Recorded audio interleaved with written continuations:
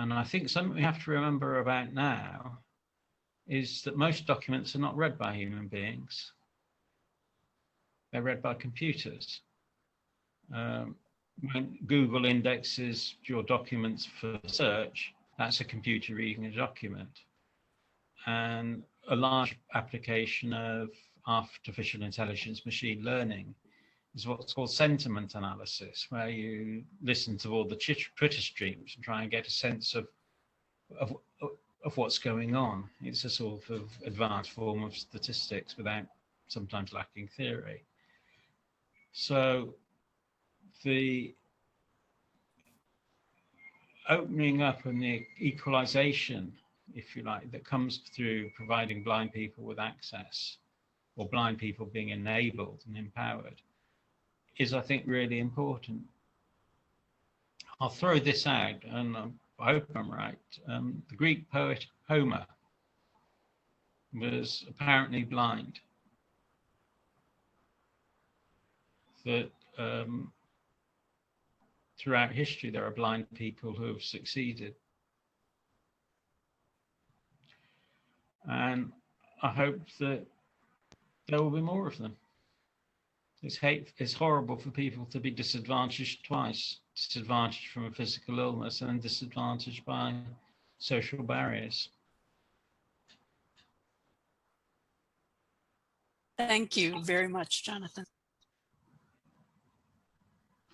When you mentioned that documents which are not read, I remember someone talking about plans for a new large telescope, and one of the comments was almost none of the images it takes will ever be seen by a human eye.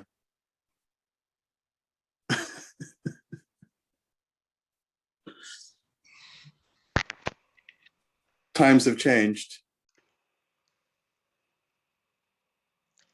I had a comment, if I can take the floor.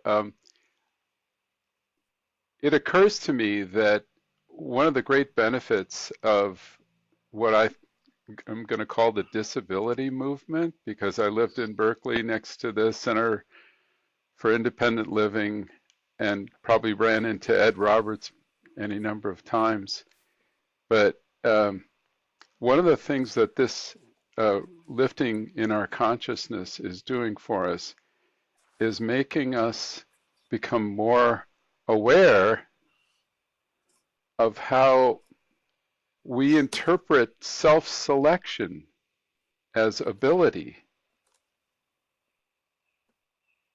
In other words, when we characterize computer programmers by that which computer programmers do or can do, we're forgetting the many people who may have attempted, but then gave up and are no longer in our view. That was an act of self-selection.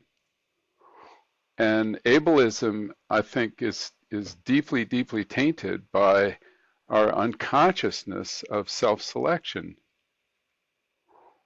And if we kind of get rid of that, well, I don't know what else to call it. If we get rid of that notion, we begin to see how, for instance, in the way we build our environment, you know, the way we craft the built environment, we actually create a class of disabled people. Ed Roberts was great for pointing this out to us. And he made us put lips on all of our curbs. And now, you know, single moms with 2 kids in the stroller can go all the way to the grocery store and bring back groceries. And what's her disability anyway? So it's empowering, you see. And when we look at the fact that, for instance, my wife is a senior computer programmer at Apple, and she is the only woman programmer in her group. There are women in her group, but none of them are programmers. And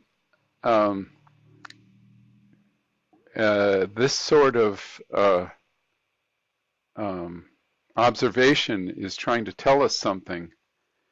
And I think, you know, the fact that we're less sensitive to the notion of self-selection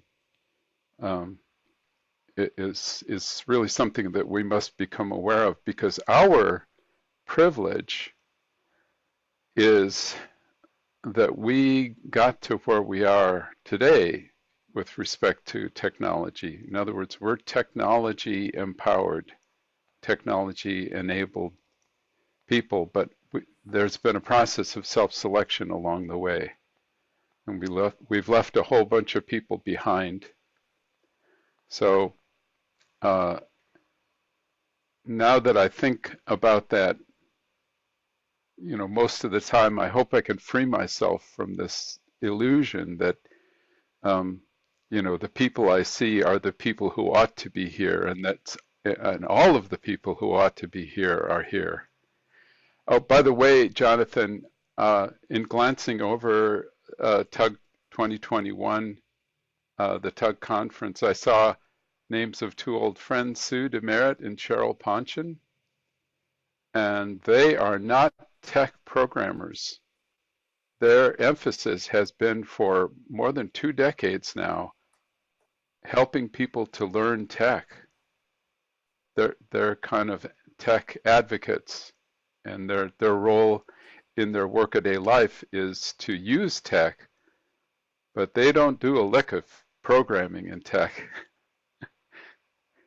You see, and yet they're a constant and I think a well-acknowledged presence within TUG now. And it greatly heartens me.